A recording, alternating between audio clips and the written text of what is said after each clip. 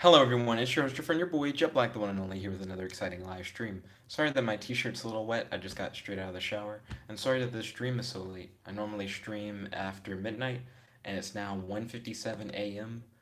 on, of course, January 12th. I always do it the day after, so that I know everything that happened the day of, and then I can review all of it, because it's all post my day. So yeah, without further ado, let me just jump into my day. What I've been up to, and start a conversation with you guys. I know that a lot of you may not be able to make it to this stream, considering the fact that it's so late, but that's okay. You guys can always watch it later, and who knows? Maybe some people are up at like God knows the hour. You know what I mean? So woke up this morning. Um, I hadn't worked on the superhero story for Tangent that I was supposed to write on Fiverr for the past few days. I've had like the job fair, getting back in the swing of things with classes. I just hadn't made time to work on Tangent's Fiverr superhero story. So I had a few hours today in order to work on it. And a few hours makes it seem like I didn't have a lot of time. I would say a few hours is like an understatement. Probably had like 15 minus 8. Probably had like 7 hours. I probably had 7 hours to work on a Tangent superhero story. So I'm only supposed to deliver a 500 word superhero story to Tangent. But I want to go above and beyond with the delivery. So not only do I want to deliver a 500 word superhero story, I want to deliver a series concept. So like a concept of like what the overall series would be about, a series formula, which is like an outline of how like the basic steps that happen in each book of the series. If it were to be like a series of books, it's like a very generic outline where you can do a lot of plug and play with what's in it, and then with that you can create as many additional stories as you want within like that series concept. And then I also wanted to include book one outline, so it uses that series formula in order to outline like the first book in the series. And then I wanted to, of course, have the story itself, which is more than 500 words. Because essentially, when I write, I normally don't write thinking to myself, okay, I need to get this all in and it needs to be 500 words or less. Normally, when I write, I think to myself, um, how are these characters acting and behaving in relation to each other? And I'll find myself uh, essentially adding more depth to characters as I go. It's not a pre-planned thing. I'm not thinking to myself, okay, this character's going to do this and this character's going to do this. It's more of a reactionary thing where I write down a character saying something. And then from there, my brain goes, well, then that means this character would say this. And you kind of go on a tangent. Your brain kind of does its own thing where the characters kind of bring themselves to life and you have interesting interactions between them. Well, because I tried to write a series concept, a series formula, and an outline for the first book and the first book, and like over deliver, um, skipping a little bit ahead, I had to deliver early, and in the delivery, I just said, "Hey, I'm currently writing the final chapter. I'm gonna deliver a lot more than 500 words," and then a few minutes later, delivered the actual files, which is fine. I feel like most people wouldn't mind that really if you just said, "Hey, I need a little bit more time." Um, but I don't know. I wish I could have done all of it within like the time frame that I was like allotted. I feel like part of it, like part of what made it where I wasn't able to get as much done as I had hoped within the time frame, is that sometimes my phone messes up to where I don't get service. So people will call me and they'll get upset because they'll be like, "Hey, why didn't you answer my call?" And then I show them my recent calls list and I haven't received any calls from them. So I knew that Colin was going to try to pick me up for Dozer's birthday party because, of course, Dozer's birthday was yesterday, which is the day that I'm talking about. And I knew that I think Colin said something like he'd be available like around 3 or something like that, like around like 3 p.m. And I was like, cool. So if he's not free until like around 3, then that means that I should have like until 3 to be able to like go in and like write everything down and then submit it. So I was like, piece of cake. But what ends up happening is that I'm writing. I spend most of the beginning of the day like writing. I'm watching like comic story and videos about like different superhero comics, like Cosmic Ghost Rider, which I thought was really cool. I watched one comic story and video about what if Batman and Superman like conquered the world, and that was also really cool. So I'm like watching these videos while I write, keeping my mind on superheroes, focused on like the superhero concept, working on tangent story. And then Maddie hits me up and she's like, "Hey, I'm gonna be headed to campus at some point. Do you mind if I like come to your room and I like study in your room and we like hang out for a bit?" I'm like, "Sure," but Colin's gonna like pick me up around 3. I just want to let you know. And then she's like, "Well, oh, I'll probably won't be able to make it to hang out then because I probably won't get there by 3 because she was gonna go get a tattoo." She gets a tattoo. She got like a butterfly, like right here. She gets a tattoo, and she does end up making it over. And she's like, "I'm hungry. Do you mind if I have some cereal?" I'm like, "My milk is kind of like old. It's not bad yet, which is good, but it's just past date." And then she's like, "I'll just take like dry cereal." And I have a lot of cereal. Normally, I'm a little more stingy with stuff like that, but I had plenty of cereal, so it wasn't gonna hurt me to give her like a bowl of cereal. So I gave her like a bowl of dry cereal. She's hanging out. I'm typing away at the story. I'm trying to get as much done as I can. And I'm really good about being able to work while hanging out with like friends. That's not like too much of a distraction as long as I'm like focused on what I'm doing. So I can like hang out and like talk with Maddie and write. That's not a problem. A lot of times we'll do stuff like that where she'll study and I'll like work on something or watch something. So me and Maddie are hanging out, and it seems like I'm gonna have plenty of time to be able to like finish everything that I need to do for the story. But as I'm like typing away at the keyboard, I hear a knock at the door, and Colin hits me up, and it was the thing that I was talking about earlier about my phone service. So Colin's like, "Yo, I've called you like so many times. I had to like ask people where you lived." And then from the information I was able to gather, navigate my way through like the construction site that is like my dorm, and then like make it to my room. So he had to like go through a lot in order to get to me. Nani said it's a vlog, and he is alive. That is true. Don't forget to smash that like button. Truly appreciate it. So I explained to Colin the situation with my phone and how it's weird, and then Colin's like, "Oh, I completely understand." Then Maddie, I essentially had to just like leave Maddie, right? Because Maddie had only gotten there like moments ago for us to like hang out while she studied. And I more or less was like, "Oh, well, I already like knew that I was gonna hang out with Colin. I just didn't expect to hang out with Colin like really early. It was like 2:08 or like 2:10 when Colin showed up, and that did throw me off a little bit. I did expect him closer to 3, but I was like, that's okay. I'll just work on it once we get to Dozers. And then Colin's like, well, we're not going like straight to Dozers.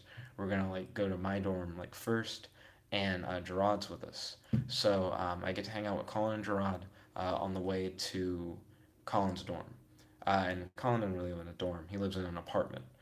So we're on our way to Colin's apartment.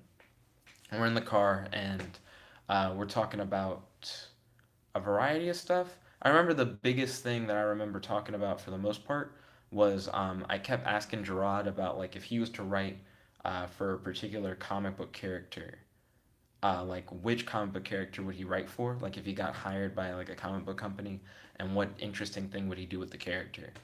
And he says that he feels like Ghost Rider gets put on the back burner a lot, and that he would want to create like a new Ghost Rider and try and do something interesting with the Ghost Rider character. He feels like most of the time, whenever he hears about Ghost Rider is like working with another more popular hero, and he's like, well, Ghost Rider should be able to do that kind of thing on his own without kind of being like an accessory. He should just be able to be interesting as a character because he already has enough to be interesting. So he wants to create a new Ghost Rider and write like for Ghost Rider. That was like a big thing for him. And then for DC Comics, I asked him who he would write about. and he said he would write about Black Adam, who is a Shazam villain who essentially has the same powers as Shazam, but he rules over his own country in the Middle East, kind of thing. And he says the reason why he'd write Black Adam is because he feels like Black Adam would make an interesting like superhero book, because he feels like Black Adam isn't a bad guy. He feels like in a lot of cases Black Adam's put in a weird situation, and that situation makes him end up doing like bad things. But he's like, if you just don't put him in a weird situation, he'll do things to help people. Like he just is a superhero. It's just only when he's like put in like a weird situation that he like can't be a superhero, more or less. So I thought that was an interesting idea. Jarrod said he'd probably have Black Adam go against like Lex Luthor, and then the story would talk about like the hero community and how the hero community would try and figure out what they should do, because Black Adam's normally a villain. They'd be like, should we allow Black Adam and Lex Luthor to just fight each other? Um, or because they're like both villains, should we like stop it? What's going on? So I don't know what Nani's saying. Nani in the live chat said, so he got murked. I don't know what that'd be in reference to. And he said, you're doing stop motion? Not right now. No, I'm just talking to you guys for the vlog. Right now, I'm talking about Gerard and the kinds of things he would do at comics if he was to write comics. Because that's what I asked him about, and that was a major topic. It's the topic I remember the most. And then Nani said, "Oh, I thought with Dozer's toys, with Dozer's Superhero Squad figures. Dozer Superhero Squad figures are cool collectibles, but they don't have the posability and accessories that I'd really want to do stop motion work with. He has so many characters. You'd think it would be like really dope to have like a stop motion animation, but a lot of them like rotate at the hip, and they don't really do much else. And I may be even wrong about the rotate at the hip. I feel like they rotate at the hip, but I don't think they have like a lot of articulation. And you need articulation to be able to move the toys around when you do stop motion to get like real animation out of them. Nani says that he wants to buy toys, but he doesn't know where to get them, like Dragon Ball Z toys. If you want to buy Dragon Ball Z toys, GameStop now sells merch. So I know at my local GameStop, I'll see Dragon Ball Super action figures on occasion. However, they're kind of big. I prefer smaller figures when doing stop motion. That way you can like easily adjust them and they're not too heavy to where they'll fall over. I know my local comic book store, Lucky Dice Cafe, they sell very small Dragon Ball Super figures, but they're kind of fragile. That's like the downside of getting them small, is that like it's easier for them to break, but I feel like they're easier to animate with. So I'd say check out like a local comic book store. If you have like a GameStop, check that out. If you have an FYE, there's probably some at FYE. Um, Definitely check online, because there are definitely plenty online. So if you do any online shopping, you should be able to find some Dragon Ball action figures. But there are a lot of different places where you can check. Those are just the few that I would go to.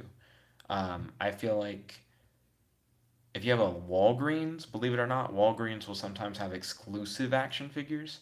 I've seen some Dragon Ball Super action figures at Walgreens before, but I know that not everywhere has a Walgreens, so that may not be accessible to you.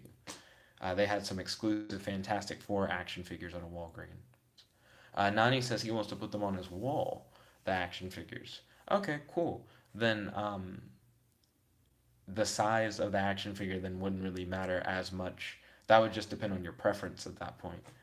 But yeah, those are definitely like where. And then he said like not unboxed. Yeah, I get what you mean when you said on your wall. I didn't think you meant unboxed on your wall. That'd be interesting. Would you like hold pins under their arm if you did it unboxed? But I know what you mean. But yeah, sounds like an interesting collection that you want to start up. Also, if you're interested in like toy collections and stuff like that, feel free to hit up Toy Galaxy. He's one of my favorite YouTubers, and he talks a lot about action figures, toy collecting, old TV shows, old cartoons, toy lines that were tied in with old series, and interesting trivia and information. It's a cool show. I definitely would recommend Toy Galaxy if you haven't checked them out. And I'd also recommend Comic Historian, not for toy stuff, But I mentioned that I watched some Comic Storian videos earlier in the vlog, so I might as well just give Comic Storian a full shout out. Feel free to check out Comic Storian. I think they're really cool. That and Comic Pop. Comic Pop is my favorite comic book YouTuber. So definitely check that out. Definitely check out that channel. The getting tongue tied. And then Nani said, yeah, I would unbox maybe like statue ones. Dozer's really into statues. He has a Trunks Dragon Ball statue, and he has a Vegeta Dragon Ball statue. I'm not into statues. I'm definitely an action figure guy. I want to be able to move them around. I like them for stop motion. I also think they're good thinking tools. Sometimes when you're just thinking about like anything, it's nice to have something to hold. And when you're like writing a story about like superhero characters, you can kind of like act it out with the figure almost, and give yourself more ideas to work with. And Nani said, well, statue, just for your room, can look cool. I mean, in the same way that you can have a statue that looks cool, right? You can just have like an action figure. I have like an Aquaman and a Shock Rock figure, like over on my treasure desk. And for the most part, they just stand there and just look cool. But if I ever did want to use them either to like think about an idea or for stop motion, I could because they can actually be moved. They have articulation. Um, but if I had them as statues, I couldn't use them as stop motion, and then I couldn't use them to like figure out stories. And then Nani said, "Do you like play with them?" Lol. I mean, yeah, if I'm like working on like a story idea, right? You can have an idea for like you have these characters and you want them to fight in the story. And the action figures can represent the characters that you're thinking about in the story. And you can act out the scene and find ways to like describe the scene in words so that you can then type that out onto the page. It's like a creativity tool at that point to help you not only visualize it in your head but to be able to like look at it and see it from like a different perspective. Everyone has their own ways of thinking creatively and getting ideas out of it. So yeah, sometimes I do play with the action figures, but it's a vehicle to be able to work on it. Let's see. Nani said, "Cool. Are Dragon Ball toys expensive?" Depends. A lot of action figures nowadays are kind of pricey. Uh, I would I would probably say if you're getting any good figure, it's gonna be $10 or more. $10 is the lowest I could see you spending. Really, maybe eight, but I imagine $10 or higher. So I'd recommend bringing at least a 20 to the store when you go looking for like Dragon Ball figures. With that 20, maybe you could possibly get two figures. Maybe you'll only get one. It really depends on how much they're charging for them. Nani says he wants a rose, so Goku Black and like Super Saiyan Rose, and Vegito Blue. He said those are the two that he really wants. That I would definitely recommend, like I said, checking out like a local comic book store, FYE, going to GameStop. I've seen a few at GameStop. And also just checking online. There are plenty of resources online where you're able to buy action figures. And then Nani said, what do I want in terms of like an action figure? Dragon Ball or in general? In general, there are a few like Ben 10 figures I wouldn't mind getting. I've been really into Ben 10 since I've been younger, and I'm still like a big fan of Ben 10. So it's more of the Ben 10 Omni Enhanced figures. I'd like to get those. Not all of them necessarily, but definitely Accelerate. Ben 10 Omni Enhanced Accelerate looks really cool. I also wouldn't mind getting Ben 10 Omni Enhanced Heat Blast.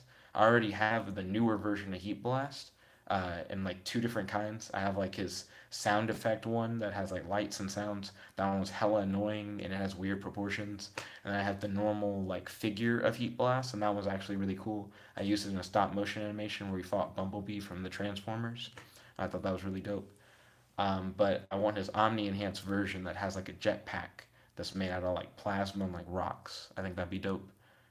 And then Omni Enhanced Diamond Head would be okay, I guess. I don't know. I feel a little shaky on him. Definitely Accelerate, though, most def. And then there's a new Kevin 11 figure that's going to come out. And the new Kevin 11 figure has him wearing like his own version of the Omnitrix, but it's red. I don't know. I think that's a really cool concept. So I could see myself maybe getting that. I think that would be really dope. And then outside of like Ben 10, Captain Atom is like my favorite superhero from DC, but I don't have any Captain Atom action figures. So I'd probably buy a Captain Atom action figure. And for Marvel, Sentry is my favorite superhero from Marvel. So I'd probably want to get a Sentry action figure.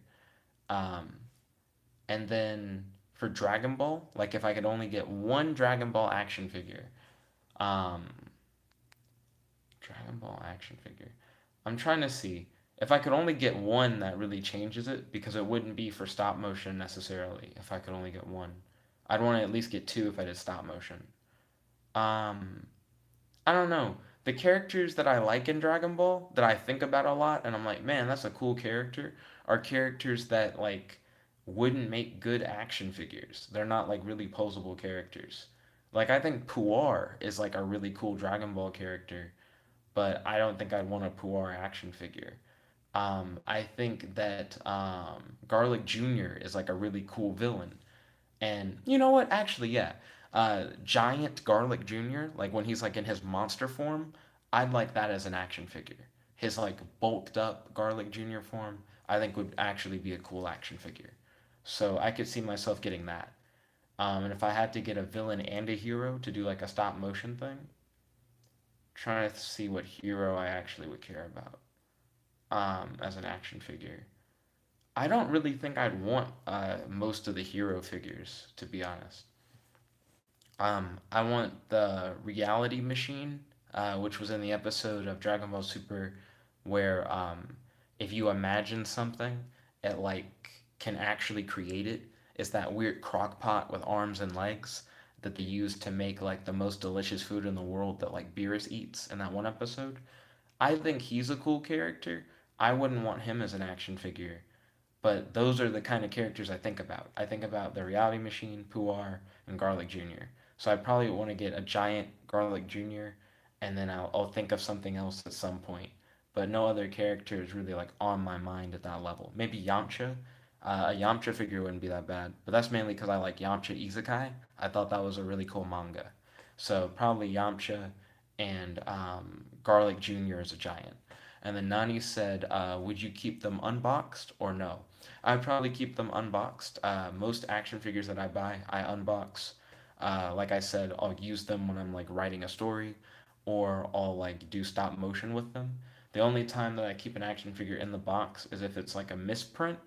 And that's probably because I bought it because it was a misprint, so I can sell it later. Or if I actually already own that figure and I happen to get another one. So if I have like two, then I can unbox one but keep the other one in the box. I actually have a misprint of an Aquaman figure from the Justice League movie. So the box says Aquaman, but there's a Wonder Woman figure inside of it. And I think I could sell that now on like eBay for like $30 because I've only seen one other misprint like it. But it was the reverse on Amazon where someone had an Aquaman figure and it was in a Wonder Woman box. Um, so I think that's worth about like $30 right now. Um, so that's the only times where I ever keep a figure in its box. Nani said, "Oh yeah, Majin Vegeta too. Majin Vegeta is a cool character. He's okay." I liked it when he killed a whole bunch of people at the World Tournament. I thought that was surprisingly dark, and I didn't see it coming when it happened. So that's like my biggest Majin Vegeta memory, where I was like, "Whoo, the stakes are real. He could just kill all of them if he wanted to." Nani said he's his favorite character. Majin Vegeta is, or Vegeta in general. So just straight up Majin Vegeta? Interesting. Why? That's a good. I feel like that's a good question. Majin Vegeta has an interesting redemption arc. You know, he goes from seeming like all he cares about is defeating Goku to, trying to save the whole planet. So I think that that's the coolest part of Majin Vegeta to me, at least. What am I thinking about? Before we got into action figures, I was talking about the comic book thing. That's where I was at. Nani said just because he's evil, but is good at his death. So Nani really likes Majin Vegeta for the redemption arc. That's fair. That's totally understandable. Um, so yeah, I was talking to Gerard and Colin about the comic book stuff. I get over to Colin's place. I'm still like typing away, trying to get everything done with the series concept and formula and outline and everything else. But at the same time, Colin and Gerard are playing fighting games. On occasion, I pick up a controller and I play for a round and then I put it down and I start typing away again. But I'm still not getting as much progress on the story that I need to write for Fiverr as I want. Um, then we head over to Dozer's after we play some Tekken and some Fighter Z for a bit at Collins. And every time I'm in the car, I'm not working on the superhero story because of the fact that I get motion sick when I like read or write too much while in a moving vehicle. So it takes me even more time to try and write like the story for Fiverr because now there are just long periods where I'm just in a car and I can't write anything. So then we make it to Dozer's, and at Dozer's, Dozer has like a bunch of different like sodas, and he gets Stromboli, which I never heard of. Which Stromboli is kind of like I'd say it's like a long hot pocket, almost filled with like meat and cheese. And then you cut it into sections and you like serve it to people. So he had like stromboli, he had like soda, snacks. They cracked open a pinata. It was a solid party. If you want to see Dozer's gifts that he got, we did a whole gift like unboxing video. If you want to check that out. And we played Smash Brothers Ultimate like the whole night. That was like the main thing that we did. Kaylee was there, Leo was there, Dozer of course, Serena, myself, Colin, and Gerard. So we had fun all hanging out together. I did finally finish the Fiverr story, but like I said, I had to send a message to Tangent saying, hey, it's taking me a little bit longer than I thought, but I should be done soon. And then, like I said, a few minutes later, I was able to deliver. I just feel bad that I wasn't able to deliver within the time limit because I know that if I didn't send him that message, I wouldn't have made it. I wouldn't have been able to actually get the time limit. Let's see. Nani said, I wonder if Jump Force is going to have an open beta and if I'm going to play it. And then he said he's glad Kinshiro is in the game. So you want to know if I'm going to play the open beta for Jump Force? If I get into the open beta? Well, hold on. You said open. If it's not a closed beta and anyone can play it, I don't see why I wouldn't. Like, why I would not play the open beta. Yeah, if Jump Force had an open beta, I don't know why I would not play it. I'd hit it up. And then, yeah, Nani said anyone could play it. Yeah, if it's an open beta, then I'll hit up the open beta and I'll play it. I'm interested in buying Jump Force. I'm pretty sure I just am going to buy Jump Force. The only thing that would make me not buy Jump Force is if someone told me you couldn't stream it on PS4. If you couldn't stream Jump Force on PS4, then I'd be like, I don't even really want it. I feel like the game's going to be really cool. I feel like it's going to be a fun game to play, but I feel like I will enjoy it because I get to play it and like talk with you all while I play it. We can all have like a cool experience together. So without that, I don't think it's worth buying. So it better be streamable on PS4 without needing anything special, just streaming it straight from the PS4 onto YouTube. Because certain games like Dragon Ball Xenoverse 2, you can stream on Twitch, but you can't stream on YouTube directly from your PS4 without doing anything like fancy. I don't want to do anything fancy. If it can't do it straight from the PS4, I'm going to be pissed. And then Nani said the open beta is this Friday. And then he said you can. People were streaming it when it was closed beta. Well, I don't know how they were streaming it. Keep in mind, certain YouTubers do stuff like film from Twitch first and then like upload to YouTube and stuff like that. So it's hard to tell. Because I saw a whole bunch of content on like My Hero Academia One's Justice, and then I realized that you can't stream like the story mode on PS4. And I was like, the fuck? What do you mean you can't stream the story mode on PS4? And then Dragon Ball Xenoverse 2, you can't stream at all. You just can like record it straight. That's the other thing. I don't want to record from my PS4. I feel like that defeats the purpose. There's a difference between recording on your PS4 and then you upload it and streaming. I like streaming because it's interactive. As I'm like playing the game, I can talk with you guys and we can have like a dialogue like what we're doing now. Recordings, I think, are just ass. I'm just not a fan of that. I don't like that at all. So then Nani said, no, my friend was using the PS4 streaming thing. If that's the case, then I'm down. But I also think I'd be pissed because I would download it from the PlayStation Store, right? So I would be spending like full price for Jump Force, $60 game. And if I got the $60 game and I like couldn't stream it from the PS4, I'd be like, woo, woo, this is not worth it. So I am gonna get it.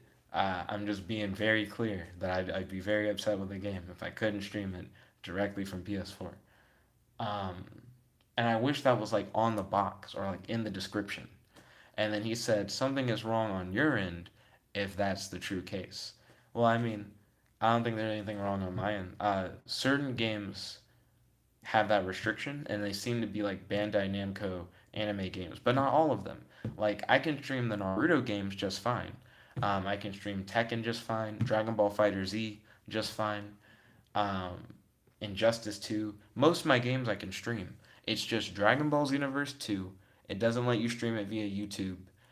And My Hero Academia 1's Justice. It doesn't let you stream it via YouTube. I don't know why. Um, but I think it's like an inbuilt restriction for the game because those are the only games that do that. And they're both Bandai Namco anime games. But so is Fighter Z. And so is, I believe, the Naruto games. So I don't know. It feels like it's a more recent thing. Like the newer anime games seem to not be doing it. But Fighter Z is new. So I still don't get it. Fighter Z is not like a 3D fighter though, where Xenoverse 2 and My Heroes Once Justice are. So that was weird. And then Nani said, Deku is in the game, right? And Asta. I am aware. I didn't do a reaction video to the trailer because there wasn't much for me to say. All I would have said is they're in the game, and I would have said, oh, you can probably use their moves. Oh, and you can probably use like costume assets from like their respective series, and that's it. There wasn't like too much hype. Like I wanted them to be in the game. I expected them to be in the game. They're in the game. And then just like any other character in the game, that means this, and that. And that was about it. So that's why I never did a reaction video to that. But yes, I am aware. I did do a reaction video to Rurouni Kenshin, and I was more surprised and more hyped for that. I guess I didn't know what to expect, but I was glad that he was in the game. Let's see. We did check the tickets for Dragon Ball Super Broly. It is coming to a local theater, the best theater in town, Monaco. But it seems like they're only showing it on like one Saturday. Like if you want to see it on a weekend, rip, rip, because like the one Saturday showing that they have is pretty much all filled up unless you want to sit right in front of the screen, which no one wants to do that. And then they do have other showings that are like throughout the week. But people have class during the week. Not everyone's just free to go see that movie. Um, so we were really disappointed that the Saturday showing was kind of like booked. So we're trying to figure out what we're gonna do, how we're gonna all get together and see this movie. The longer we take to figure out when we're gonna buy tickets and get that together, the less likely it'll be that we'll be able to see the movie while it's in theaters. Nani said, or showed Asta's demon form and Deku's fake 1,000,000%. That was in the trailer, so I do remember that. I mean, I'm not that surprised that they would have like awakenings because we have like awakenings for other characters. And then Nani said, "Oh yeah, and they're gonna have transformations." I'm aware of the transformations. I've seen those in the trailers, and he says I'm hyped for that. Yeah, they have awakenings, and they've like announced that. It's cool. I'm not saying it's not cool. It's just I'm not as excited. I feel like that's expected. They haven't done anything I don't expect yet, if that makes sense. My question is Hitman, Katakekyo Hitman in Jump Force? I can't remember the guy's name. Yeah, Suna. Is Suna in Jump Force is what I want to know. I really fuck with Suna. He's a cool ass character. Uh, I don't think Suna's confirmed yet. I really want Suna to be playable. He was in Jump Stars or whatever, which I have for PS3. So they need to give me Suna. And then Nani said Hitman. He said, who is he from? So Suna is from Katekyo Hitman Reborn. And then he said the guy, excuse me, who can make fire. Suna does a lot more than just make fire. He's just like a really cool character. And you get to see him train and just get a lot better over the course of the series. All the characters develop in Hitman, which is really interesting because a lot of them start off being kind of one note. They have like a thing that they do, and you can predict how characters will react and interact with each other because they all have their one thing that they do. And then over the course of the series, they just become real, fleshed out characters, and you're like, fuck, they've been through a lot, and they deserve to be at the point that they're at now. So I feel like they deserve a representative because it's a good show. I haven't finished it yet. To me, they need a dub. I've watched so many episodes of it in Japanese, but because I write so much, I just don't have time to be able to write and then stop my writing to like watch the anime. I just have other things that I need to do. I need to be able to watch something and write at the same time. If it had a dub, I think I would have just already been through all of Hitman. But it's a great anime. If you haven't checked it out yet, I'd highly recommend it. Good show. Nani said, "Oh yeah, he is for sure gonna be in the game." He said everyone wants him. I hope so. I mean, he could just not be in it. And he said the only two that I want are Jotaro and Dio. So you want some more JoJo representation. Um, I've never been too into JoJo.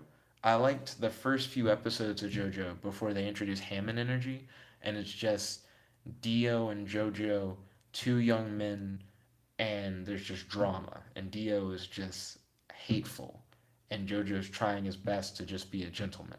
I felt like that in its own right was a good show. Like a good show concept, I'd watch that. It's just like a Victorian drama, young adult Victorian drama, but it's like it's good though. It's really good. And then they introduced Hammond Energy, and I like wasn't as interested anymore. And they also like aged them up. They're like now adults, and I was like, I don't know. I don't think I care as much as I did before. I feel like watching them grow up together would have been a more interesting show for me personally because they sold me on that, and then the show just isn't really that, and I'm like, I don't know. I don't really vibe with it as much. But I know JoJo's good. I have a lot of friends who watch JoJo and they're really into it. Um, but I was interested in JoJo for different reasons from those episodes. I also really like the JoJo arcade game. I played it at Hamacon a good bit, where I like played through the full story like multiple times. It's a really fun game. Let's see. So turned in the Fiverr story, hung out with Dozer and the guys, Stromboli, Candy, Pinata, made it back to the dorm. Once I got back to the dorm, I watched the first 5 episodes. Well, no, first 4 episodes of Young Justice Season 3, exercised, ate, showered, and then I did this live stream. I also have been talking with Maddie. Maddie's a little sad today, so I'm trying to, talk with her, help her out.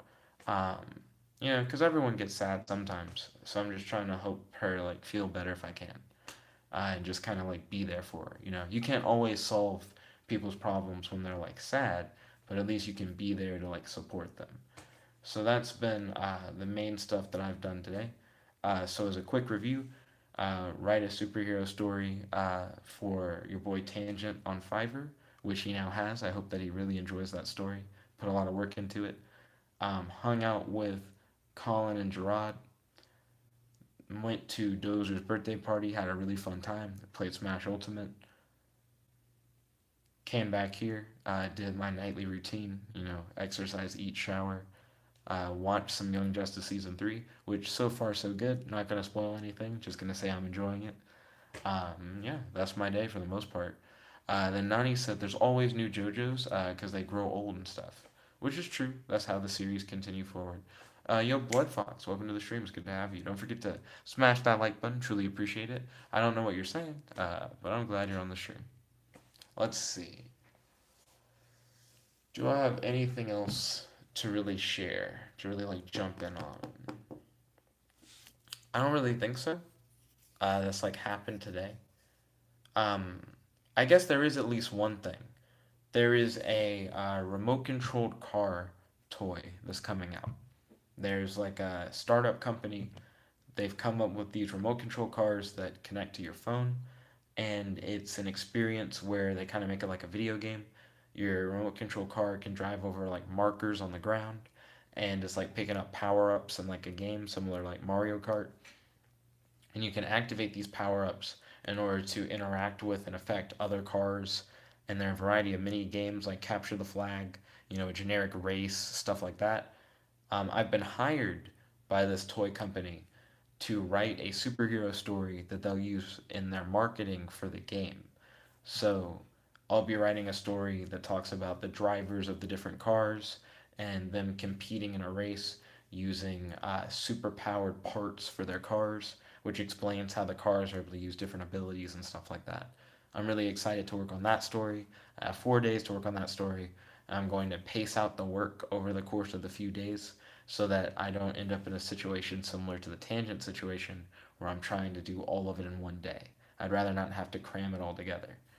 So that's my plan for how I'm going to do that, and I am really excited to do that. I think that'll be fun. Tangent said, I've seen this live streamer where they can hear and see what their fans say, and they say, and he said, and they say gay stuff, and he said, and show their no parts, and he says, and it's nasty, but it's funny.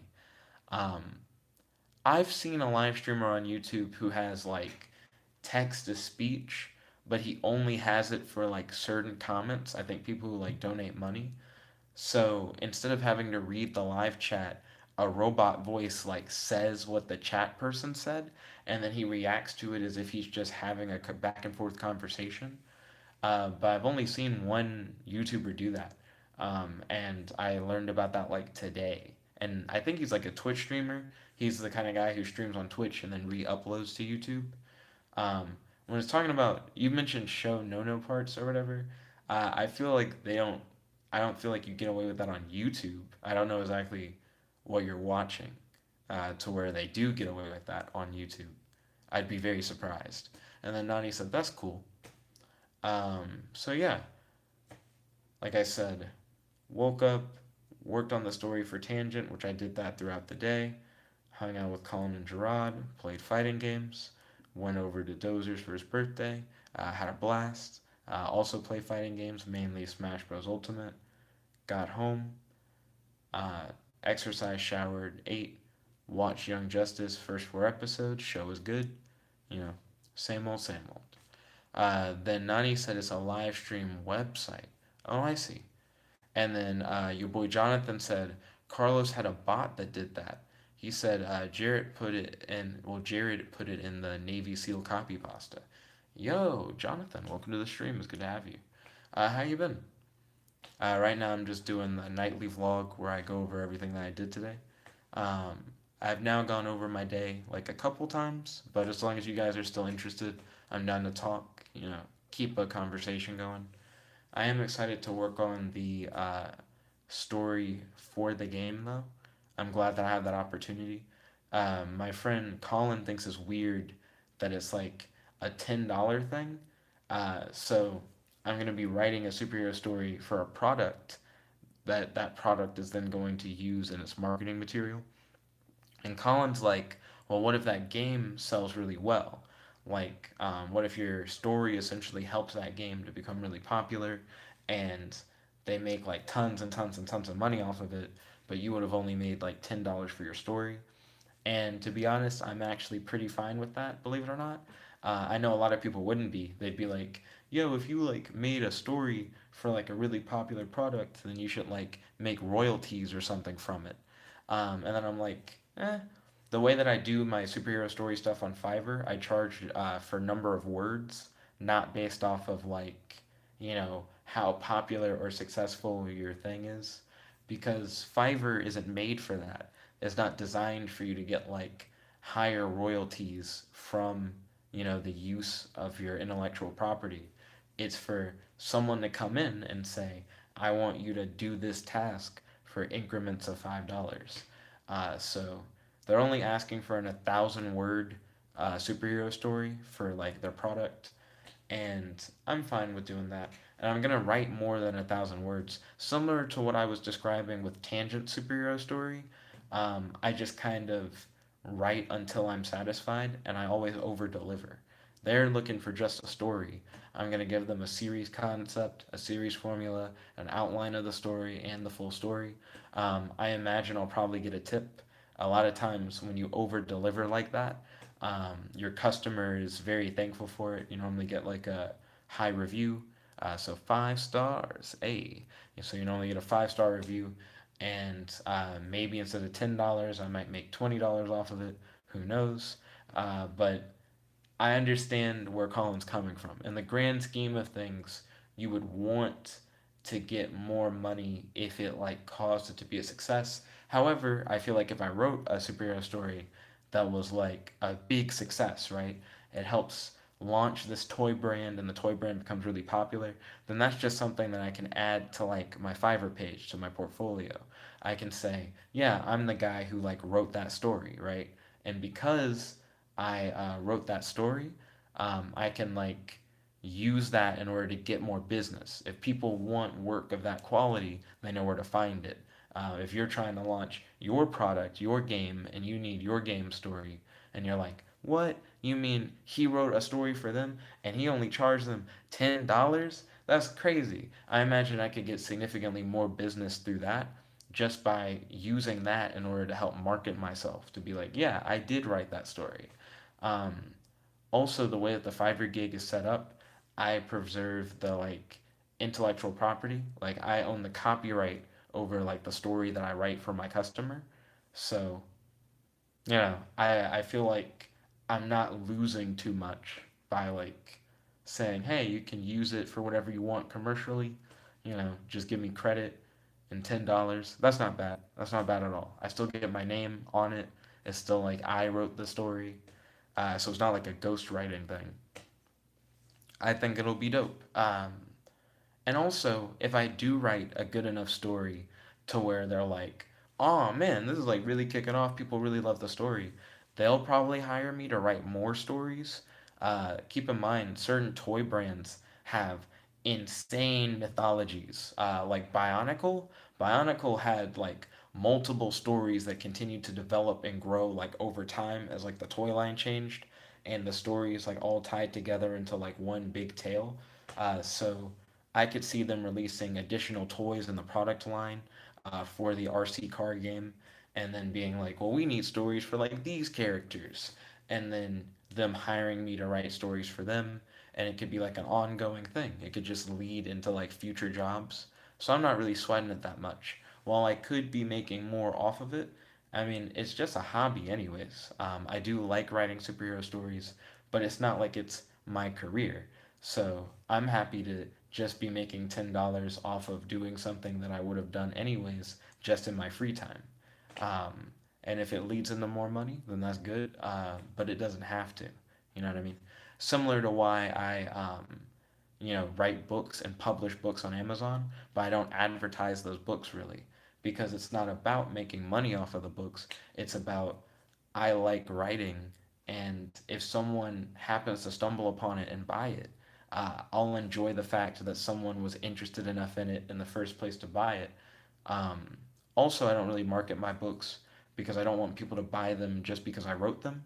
I don't want someone to look at it and say, oh, I want to help support Jet, but not necessarily care about the material of the book and just buy it.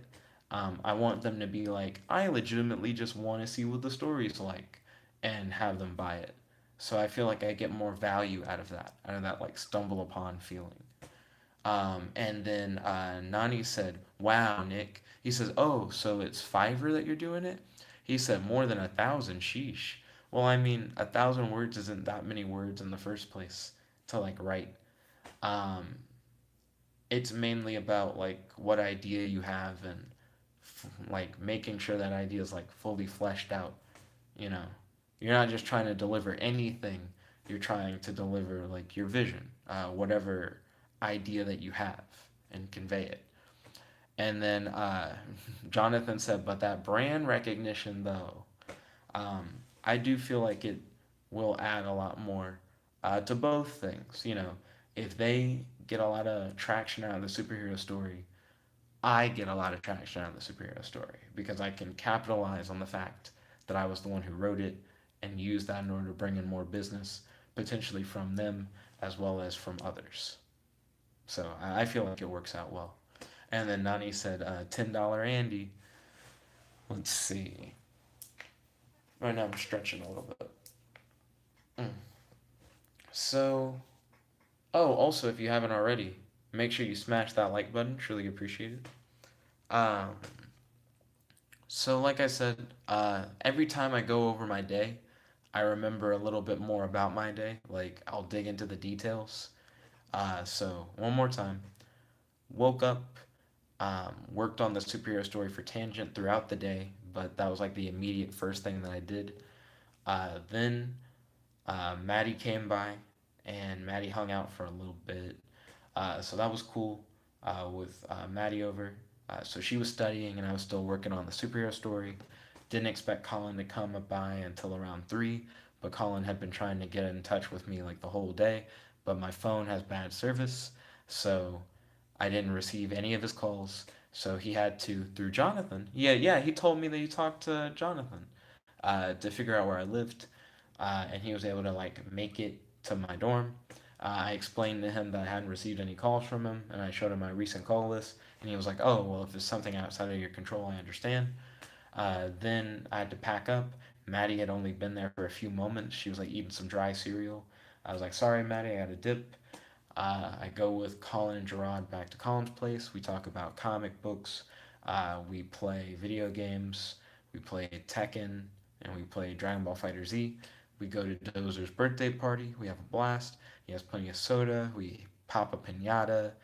We play Smash Brothers Ultimate. It's a good time. Then afterwards, I come back to the dorm, watch the first 4 episodes of Young Justice Season 3.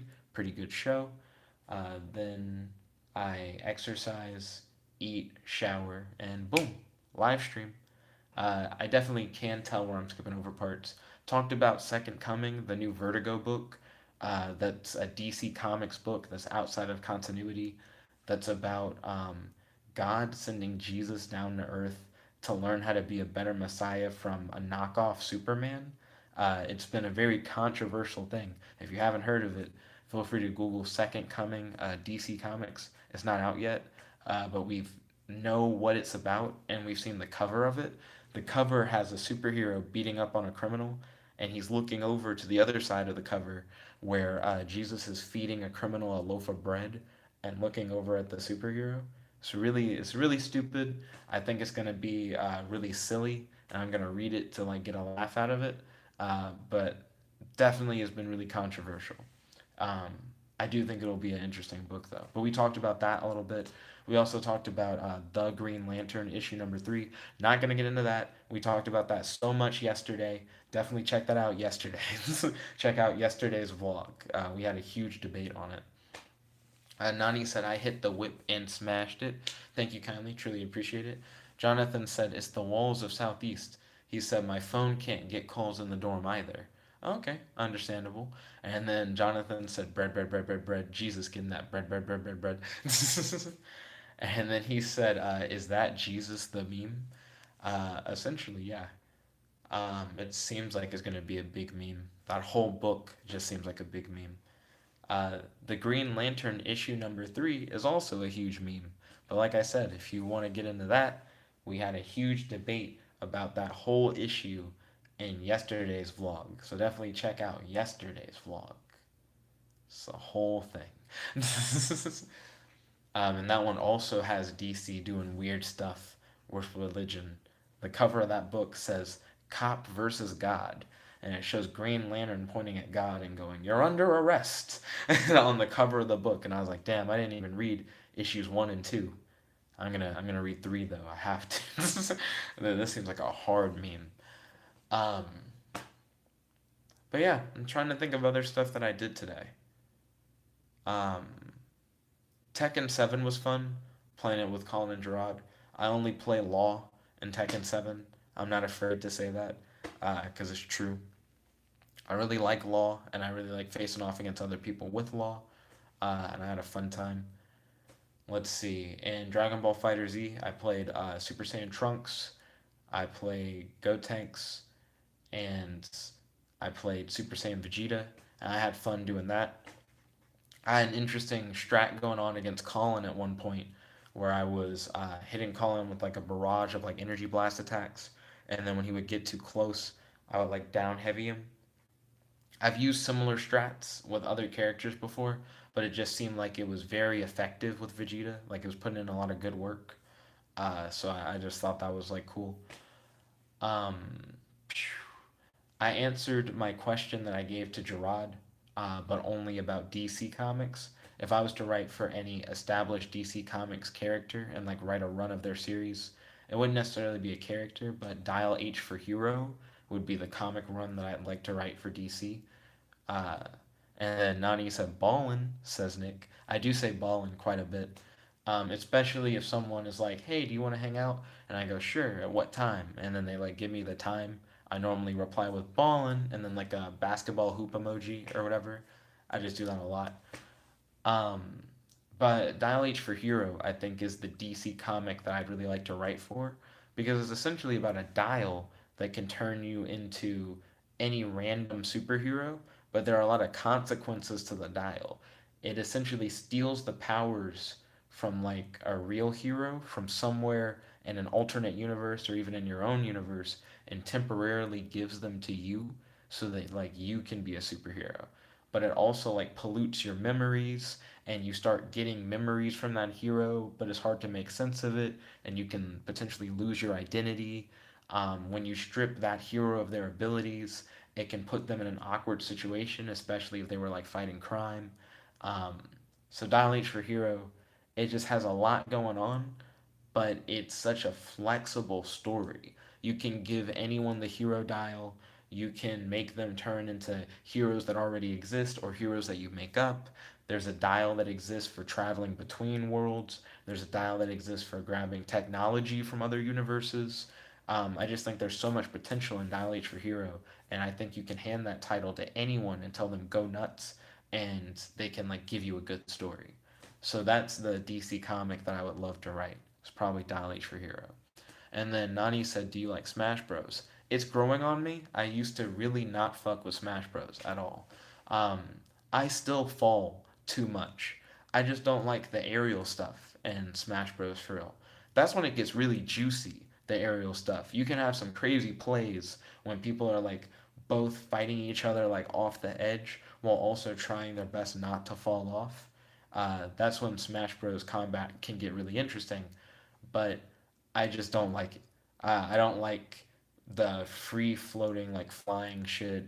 I could do without that. It's something that I don't have to worry about in a lot of other games.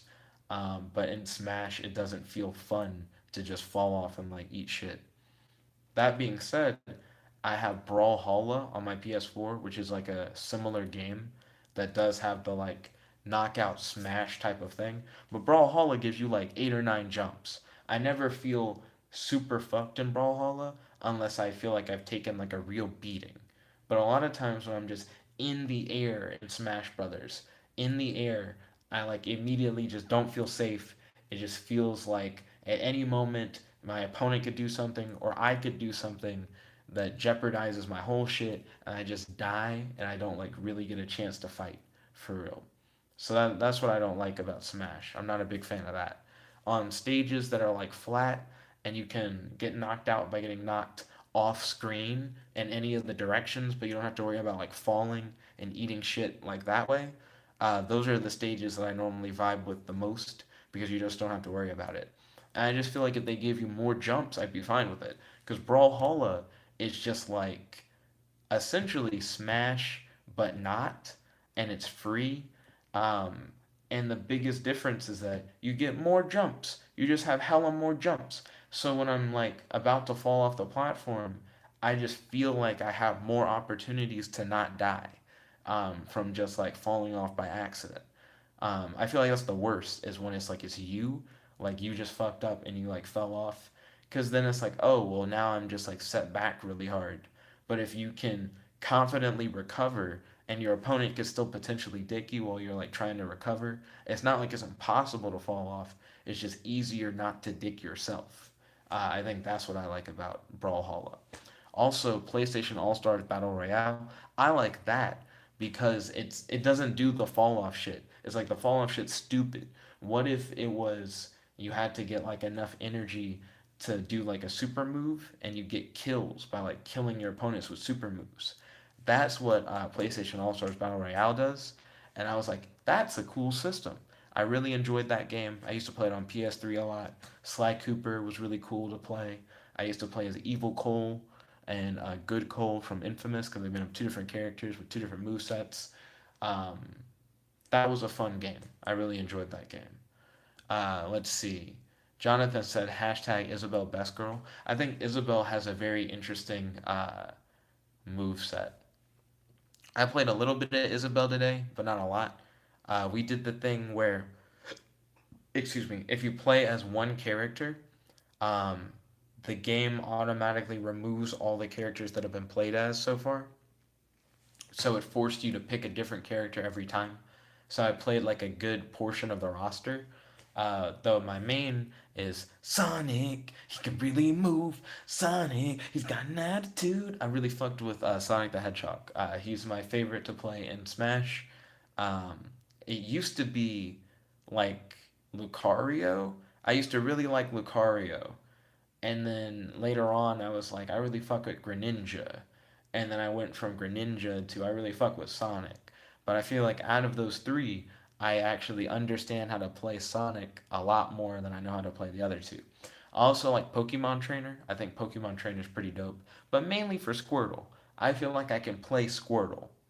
I don't like when I say I really fuck with Pokemon Trainer, what I really mean is Squirtle's not bad. I enjoy Squirtle. Let's see. And then Nani said, cool. He said, I like Mewtwo. He said, because he looks like he's doing the Kamehameha when he does like his energy thing. That's understandable. You might like Lucario then. He does something similar. But we've now hit an hour. So I'll review over my day one more time and then I'll end the stream. So, like I said, woke up, worked on the superhero story for Tangent. Maddie got a tattoo. Maddie came by. She hung out. We studied. She studied while I worked on the superhero story for Tangent. Couldn't receive any of the phone calls from Collin. Collin showed up. Collin's like, we gotta go. I'm like, catch you later, Maddie. She ate a bowl of dry cereal or whatever. I went with Collin and Jarrod back to his place. We talked about if you could write any comic book series, what comic book series would you write? We also played Tekken 7 and Dragon Ball Fighter Z. The whole time I'm still working on Tangent Superhero Story. Then we go over to your boy Dozer's because it was Dozer's birthday today.